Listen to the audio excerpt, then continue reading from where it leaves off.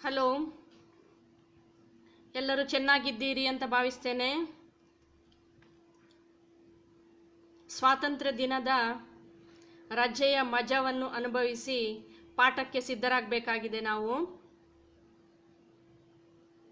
ಸ್ವಾತಂತ್ರ್ಯ ದಿನದ ವಿಡಿಯೋವನ್ನು ನ್ಯೂಸ್ನಲ್ಲಿ, ಪೇಪರ್ನಲ್ಲಿ ನ್ಯೂಸ್ಗಳನ್ನು ಓದಿರ್ತೇವೆ.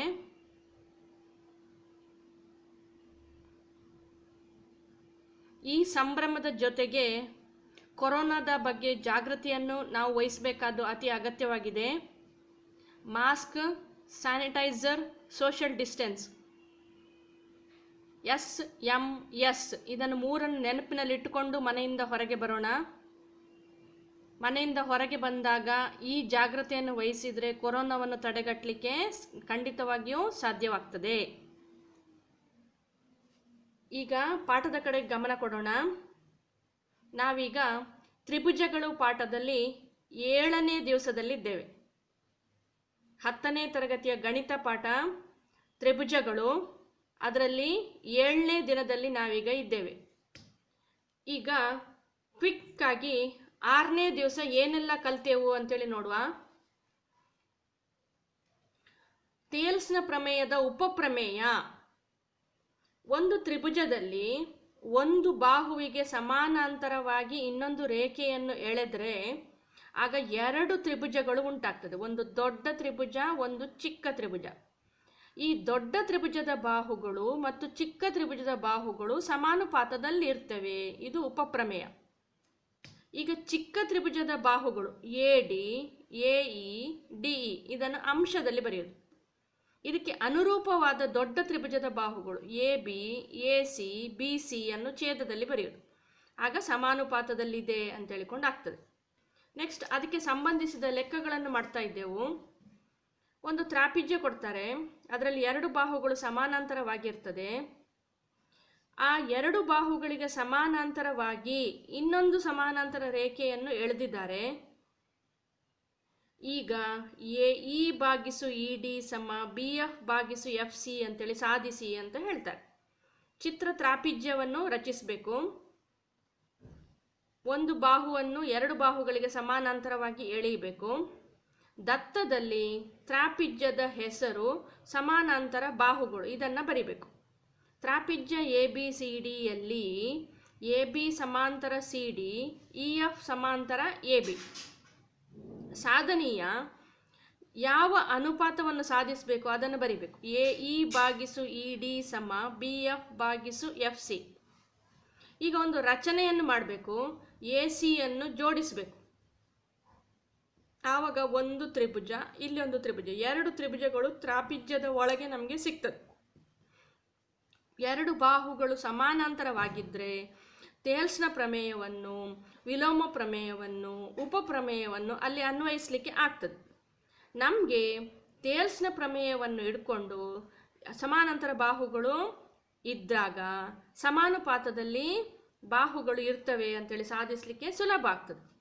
ಹಾಗೆಯೇ EG ಸಮಾಂತರ DC, ತ್ರಿಭುಜ ADCಯಲ್ಲಿ EG ಸಮಾಂತರ DC ಆಗ್ತದೆ. ಆಗ AE ಭಾಗಿಸು ED ಸಮ AG ಭಾಗಿಸು GC. ಹಾಗೆ ತ್ರಿಭುಜ ABCಯಲ್ಲಿ GF ಸಮಾಂತರ AB, ಆಗ AG ಭಾಗಿಸು GC ಸಮ BF ಭಾಗಿಸು FC ಆಗ್ತದೆ. ಇಲ್ಲಿ 2 ಕಡೆ AG ಭಾಗಿಸು GC ಇರುವುದರಿಂದಾಗಿ A ಸಮ B, B ಸಮ C ಆದಾಗ A ಸಮ C ಆಗ್ತದೆ. ಆ ನಿಯಮವನ್ನು ಅನ್ವಯಿಸಿದರೆ AE ಭಾಗಿಸು ED ಸಮ BF ಭಾಗಿಸು FC ಅದನ್ನು ಸುಲಭವಾಗಿ ಸಾಧಿಸಬಹುದು. ನೆಕ್ಸ್ಟ್ ನಾವು ಲೆಕ್ಕ ಮಾಡಿದ್ದು ಅನುಪಾತ ಕೊಟ್ಟಿದ್ದಾರೆ. ಒಂದು ಜೊತೆ ಕೋನಗಳು ಸಮ ಅಂತೇಳಿ ಕೊಟ್ಟಿದ್ದಾರೆ. ದೊಡ್ಡ ತ್ರಿಭುಜವು ಸಮದ್ವಿಬಾಹು ತ್ರಿಭುಜ ಅಂತೇಳಿ ಸಾಧಿಸಬೇಕು. ಸಮದ್ವಿಬಾಹು ಅಂತೇಳಿದರೆ 2 ಕೋನಗಳು ಕೂಡ ಒಂದಕ್ಕೊಂದು ಸಮ. ಕೋನ Q ಸಮ ಕೋನ R ಅಂತೇಳಿ ಸಾಧಿಸಬೇಕು. ಅದನ್ನು ಸಾಧನೀಯದಲ್ಲಿ ಬರೆಯೋದು. ಅನುಪಾತವನ್ನು ದತ್ತದಲ್ಲಿ ಬರೆಯೋದು. ಈಗ ಸಾಧನೆ ಹೇಗೆ ಮಾಡೋದು? ಅನುಪಾತವನ್ನು ತಗೊಳ್ಳುವ. PS ಭಾಗಿಸು SQ ಸಮ PT ಭಾಗಿಸು TR. ಈಗ ಬಾಹುಗಳು ಸಮಾನುಪಾತದಲ್ಲಿದ್ದರೆ ಮೂರನೇ ಬಾಹುವು ತ್ರಿಭುಜದ ಒಂದು ಬಾಹುವಿಗೆ ಸಮಾನಾಂತರವಾಗಿರ್ತದೆ. ಅದು ಥೇಲ್ಸ್ನ ವಿಲೋಮ ಪ್ರಮೇಯ. ಅದನ್ನು ಅನ್ವಯಿಸಿ ಎಸ್ ಟಿ ಸಮಾಂತರ ಕ್ಯೂ ಆರ್ ಅಂತೇಳಿ ಹೇಳುವ. ಎಸ್ ಟಿ ಸಮಾಂತರ ಕ್ಯೂ ಆರ್ ಆದರೆ ಕೋನ ಎಸ್ಗೆ ಕೋನ ಕ್ಯೂ ಸಮ, ಇವುಗಳನ್ನು ಅನುರೂಪ ಕೋನಗಳು ಅಂತೇಳಿ ಕರೀತಾರೆ. ನಮಗೆ ದತ್ತದಲ್ಲಿ ಕೊಟ್ಟದ್ದು ಎಸ್ ಸಮ ಆರ್, ಆದ್ದರಿಂದ ಕೋನ ಕ್ಯೂ ಸಮ ಕೋನ ಆರ್. ಇದೆರಡು ಕೋನಗಳು ಸಮನಾದರೆ, ಎರಡು ಕೋನಗಳು ಸಮನಾಗಿರುವ ತ್ರಿಭುಜವನ್ನು ಸಮದ್ವಿಬಾಹು ತ್ರಿಭುಜ ಅಂತೇಳಿ ಕರೀತಾರೆ. ಆವಾಗ ಪಿ ಕ್ಯೂ ಆರ್ ಒಂದು ಸಮದ್ವಿಬಾಹು ತ್ರಿಭುಜ ಆಗ್ತದೆ. ಈಗ ಇವತ್ತಿನ ಲೆಕ್ಕವನ್ನು ಪ್ರಾರಂಭ ಮಾಡುವ. ನೋಟ್ಸ್ ಓಪನ್ ಇದೆ ಅಂತ ಭಾವಿಸ್ತೇನೆ. ಸ್ಕೇಲು, ಪೆನ್ಸಿಲು, ಪೆನ್ ಎಲ್ಲ ರೆಡಿ ಇಟ್ಕೊಂಡಿರಬೇಕು. ಪ್ರಶ್ನೆ ಬರೀರಿ. ತ್ರಿಭುಜ ಎ ಬಿ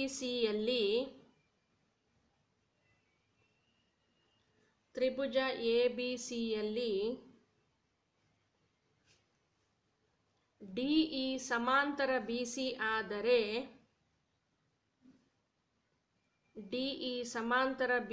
ಆದರೆ ಇ ಸಿಯ ಅಳತೆಯನ್ನು ಕಂಡುಹಿಡಿಯಿರಿ.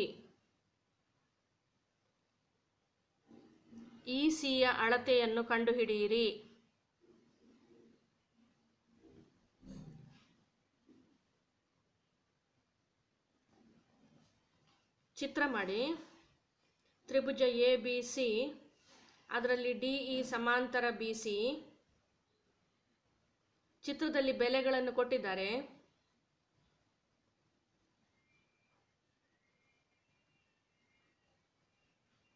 A D 1.5, B D 3, A E 1, E ಸಿಯನ್ನು ಕಂಡುಹಿಡಿಬೇಕು. 1.5, 3, 1 ಇ ಸಿಯನ್ನು ಕಂಡುಹಿಡಿಬೇಕು.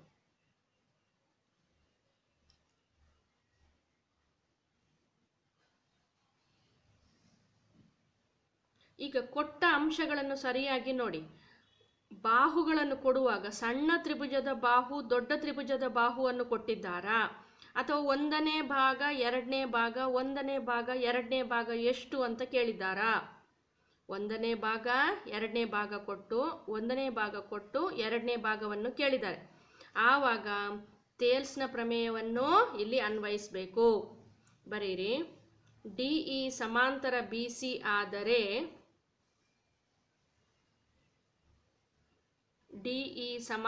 ಬಿ ಸಿ ಆದರೆ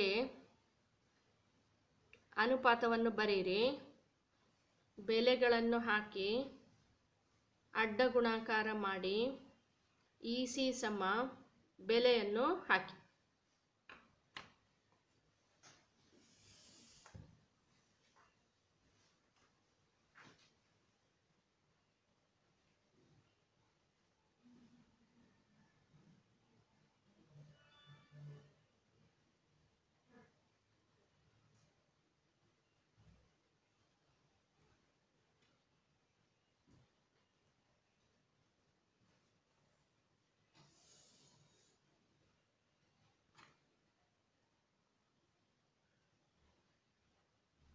ಇ ಸಿ ಸಮ 2 ಸೆಂಟಿಮೀಟರ್ ಬಂತಾ?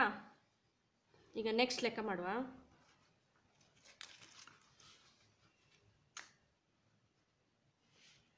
ಇ ಮತ್ತು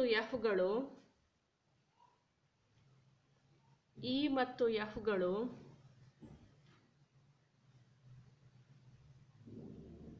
ತ್ರಿಭುಜ ಪಿ ಕ್ಯೂ ಆರ್ನ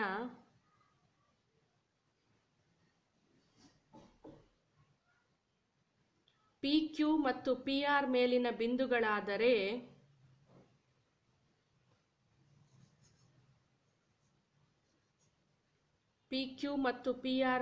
ಬಿಂದುಗಳಾದರೆ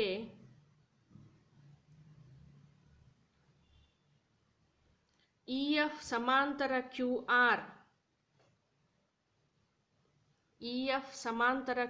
ಆರ್ ಆಗಿದೆಯೇ ಪರಿಶೀಲಿಸಿ.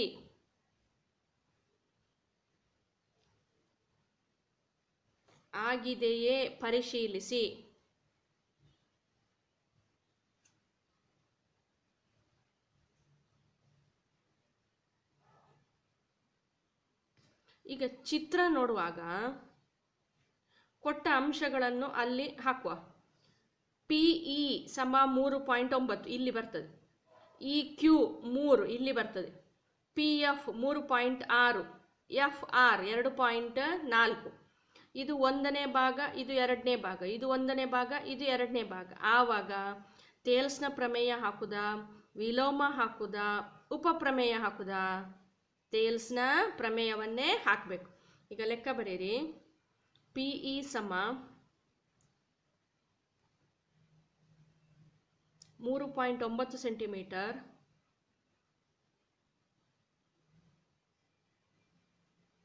ಇ ಕ್ಯೂ ಸಮ 3 ಸೆಂಟಿಮೀಟರ್,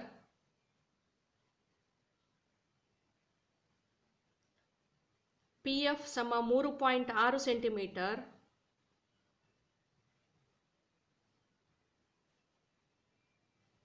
ಎಫ್ ಆರ್ ಸಮ 2.4 centimetre.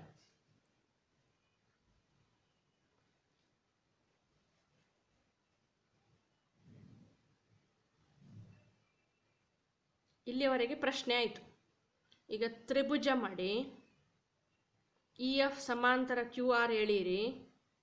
P Q R E F.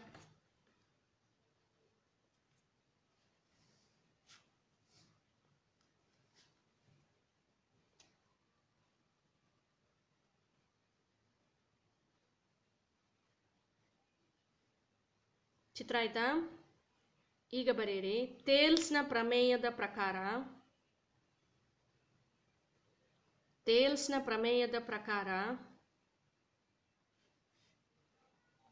E F ಸಮಾಂತರ ಕ್ಯೂ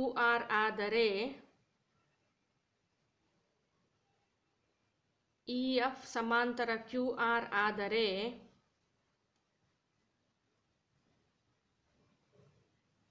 ಒಂದನೇ ಭಾಗ 2ನೇ ಭಾಗ ಅನುಪಾತವನ್ನು ಬರೆಯಿರಿ.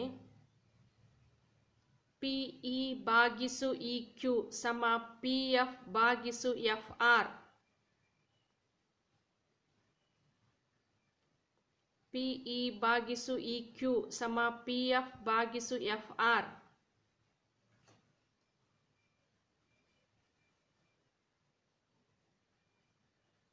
ಆಗಿರಬೇಕು.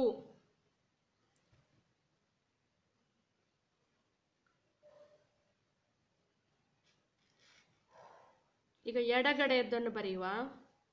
ಪಿ ಇ ಭಾಗಿಸು ಇ ಕ್ಯೂ ಸಮ ಪಿ ಇ ಭಾಗಿಸು ಇ ಕ್ಯೂ ಸಮ ಬೆಲೆಗಳನ್ನು ಹಾಕಿ. 3.9 ಭಾಗಿಸು 3.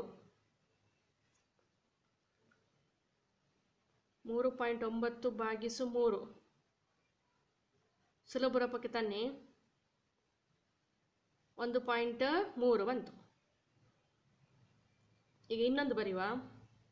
ಪಿ ಎಫ್ ಭಾಗಿಸು ಎಫ್ ಆರ್.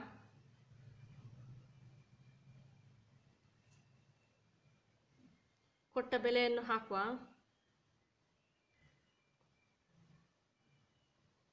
3.6 ಭಾಗಿಸು 2.4.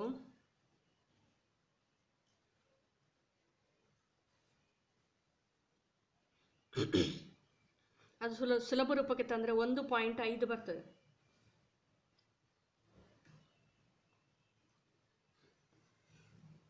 ದಶಾಂಶ ಸ್ಥಾನ ತೆಗೆದ್ರೆ ಇದು 36 ಆಗ್ತದೆ, ಇದು 24 ಆಗ್ತದೆ.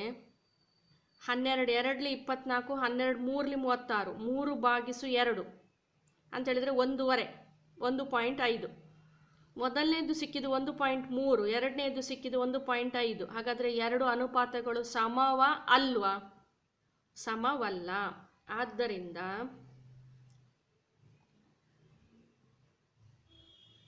ಪಿ ಇ ಸಮವಲ್ಲ ಪಿ ಎಫ್ ಭಾಗಿಸು ಎಫ್ ಆರ್. ಸಮ ಆದರೆ ಸಮಾಂತರ, ಸಮ ಅಲ್ಲದಿದ್ದರೆ ಸಮಾಂತರ ಅಲ್ಲ. ಇ ಎಫ್ ಮತ್ತು ಕ್ಯೂ ಆರ್ಗಳು ಸಮಾಂತರವಾಗಿಲ್ಲ. ಇ ಎಫ್ ಮತ್ತು ಕ್ಯೂ ಆರ್ಗಳು ಸಮಾಂತರವಾಗಿಲ್ಲ.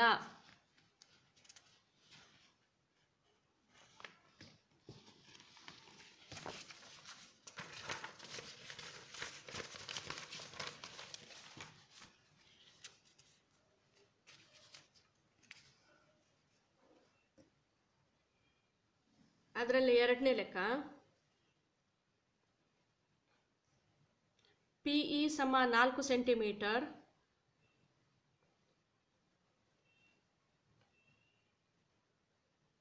ಕ್ಯೂ ಇ ಸಮ 4.5 ಸೆಂಟಿಮೀಟರ್,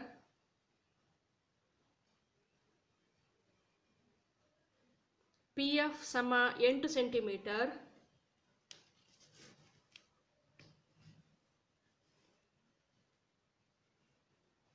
ಆರ್ ಎಫ್ ಸಮ 9 centimetre, P E 4, Q E 4.5, P F 8, R F 9. ಒಂದು ತ್ರಿಭುಜ ಮಾಡಿ, ಚಿಕ್ಕದು ಮಾಡಿ, ಇಡೀ ಪೇಜ್ ತುಂಬ ಮಾಡಿ ಇಡಬೇಡಿ. ಒಂದು ಸಮಾಂತರ ರೇಖೆಯನ್ನು ಎಳೆಯಿರಿ.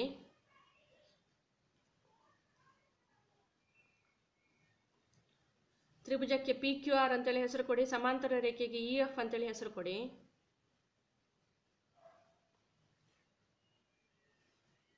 ಆಗ ಬರೆದ ವಾಕ್ಯವನ್ನೇ ಬರೆಯುವ. ಥೇಲ್ಸ್ನ ಪ್ರಮೇಯದ ಪ್ರಕಾರ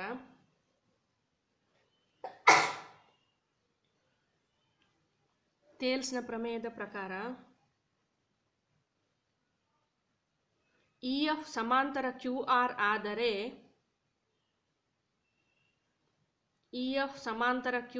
ಆದರೆ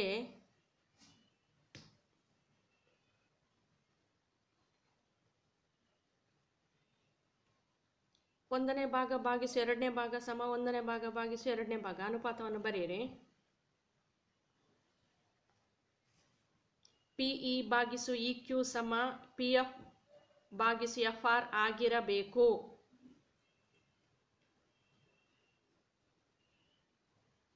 ಥೇಲ್ಸ್ನ ಪ್ರಮೇಯ ನೆನಪಾಯ್ತಾ? ಒಂದನೇ ಭಾಗ ಭಾಗಿಸು ಎರಡನೇ ಭಾಗ ಸಮ ಒಂದನೇ ಭಾಗ ಭಾಗಿಸು ಎರಡನೇ ಭಾಗ ಆಗಿರಬೇಕು. ಈಗ ಒಂದನೇ ಅನುಪಾತವನ್ನು ತಗೊಳ್ಳುವ. ಪಿ ಇ ಭಾಗಿಸು ಇ ಕ್ಯೂ ಸಮ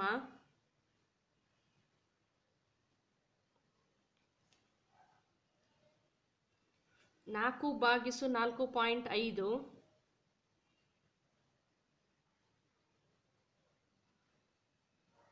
ಇದನ್ನು ಸುಲಭ ರೂಪಕ್ಕೆ ತಂದರೆ 40/45 ಆಗ್ತದೆ. 8/9 ಬರ್ತದೆ. ಅದನ್ನು ಸುಲಭ ರೂಪಕ್ಕೆ ತಂದರೆ 0.888 ಮುಂದುವರಿತಾ ಹೋಗ್ತದೆ.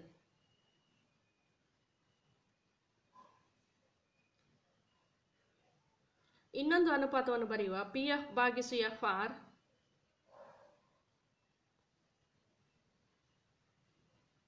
ಅದು 8/9. ಇಲ್ಲಿ ಸಹ ಬಂದದ್ದು 8/9, ಇಲ್ಲಿ ಸಹ ಬಂದದ್ದು 8/9. ಆದ್ದರಿಂದ ಎರಡು ಅನುಪಾತಗಳು ಒಂದಕ್ಕೊಂದು ಸಮ.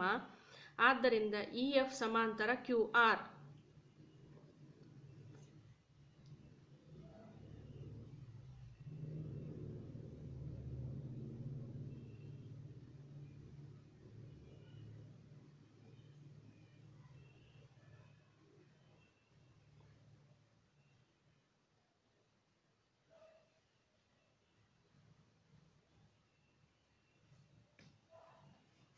ಆಯ್ತಾ? ಈಗ ನೆಕ್ಸ್ಟ್ ಲೆಕ್ಕ. ಚಿತ್ರದಲ್ಲಿ ಎಲ್ ಎಂ ಸಮಾಂತರ ಸಿ ಬಿ,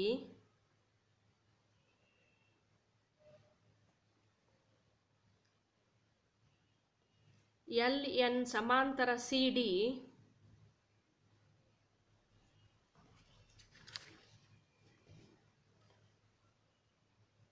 ಆದರೆ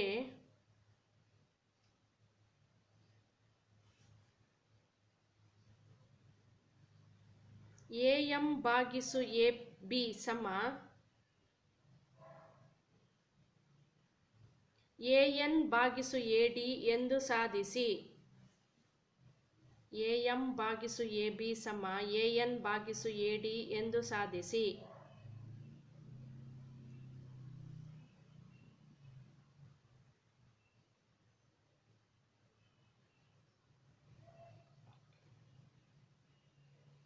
ಈ ರೀತಿಯ ಚಿತ್ರವನ್ನು ಮಾಡಿ ಎರಡೂ ತ್ರಿಭುಜಗಳಿಗೂ ಪಾದ ಒಂದೇ ಎ ಸಿ. ಎಂ ಎಲ್ ಸಮಾಂತರ ಬಿ ಸಿ, ಎನ್ ಎಲ್ ಸಮಾಂತರ ಸಿ ಡಿ ಎಳೆಯಿರಿ. ಈಗ 1 2 3 4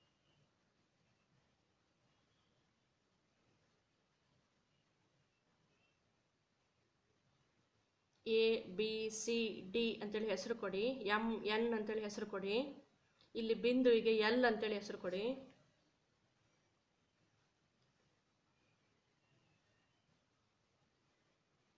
ಪ್ರಶ್ನೆ ಬರೆದು ಚಿತ್ರ ಆಯ್ತಾ? ಈಗ ದತ್ತ ಬರೆಯುವ. ಸಮಾಂತರ ರೇಖೆಗಳು ಮಾತ್ರ, ಅದನ್ನು ಬರೆಯುವ. ಚಿತ್ರದಲ್ಲಿ ಎಲ್ ಎಂ ಸಮಾಂತರ ಸಿ ಬಿ, ಎಲ್ ಎನ್ ಸಮಾಂತರ ಸಿ ಡಿ.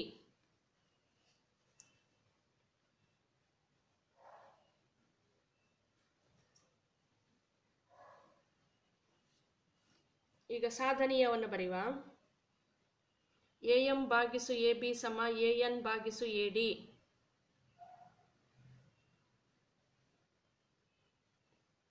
ಎ ಎಂ ಭಾಗಿಸು ಎ ಬಿ ಸಮ ಎ ಎನ್ ಭಾಗಿಸು ಎ ಡಿ.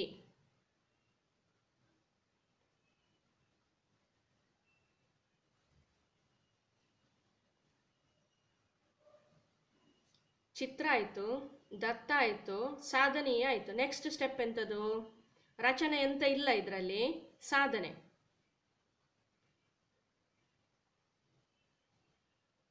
ಈಗ ಮೇಲ್ಗಡೆಯ ತ್ರಿಭುಜವನ್ನು ತಗೊಳ್ಳುವ. ತ್ರಿಭುಜ ಎ ಬಿ ಸಿಯಲ್ಲಿ ಎರಡು ಸಮಾಂತರ ರೇಖೆಗಳು ಎಂ ಎಲ್ ಮತ್ತು ಬಿ ಸಿ.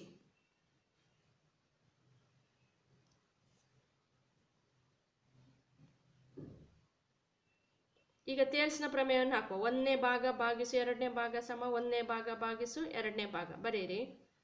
ಎ ಎಂ ಭಾಗಿಸು ಎಂ ಬಿ ಸಮ ಎ ಎಲ್ ಭಾಗಿಸು ಎಲ್ ಸಿ. ಅದಕ್ಕೆ 1 ಅಂತೇಳಿ ನಂಬರ್ ಕೊಡಿ.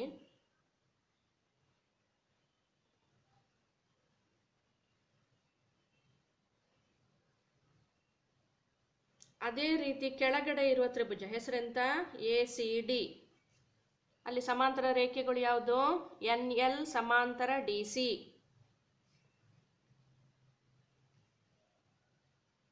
ಅಲ್ಲಿ ಪುನಃ 1ನೇ ಬಾಹು 1ನೇ ಭಾಗ 2ನೇ ಭಾಗ, 1ನೇ ಭಾಗ 2ನೇ ಭಾಗ, first part second part, first part second part. A L ಭಾಗಿಸು ಎಲ್ ಸಿ ಸಮ ಎ ಎನ್ ಭಾಗಿಸು ಎನ್ ಡಿ. ಅದಕ್ಕೆ ನಂಬರ್ 2 ಅಂತೇಳಿ ಕೊಡಿ. ಸಂಖ್ಯೆ 2 ಸೂಚಿಸಿ. ಇದು 1, ಇದು 2.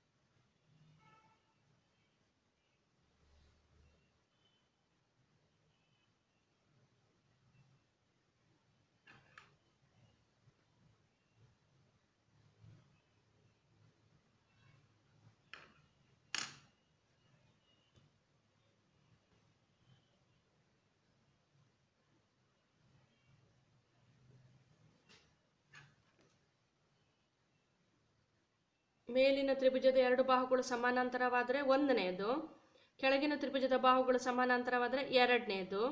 ಆಗ ಅನುಪಾತಗಳು 1 ಮತ್ತು 2ರಿಂದ ಎ ಎಂ ಭಾಗಿಸು ಎಂ ಬಿ ಸಮ ಎ ಎನ್ ಭಾಗಿಸು ಎನ್ ಡಿ.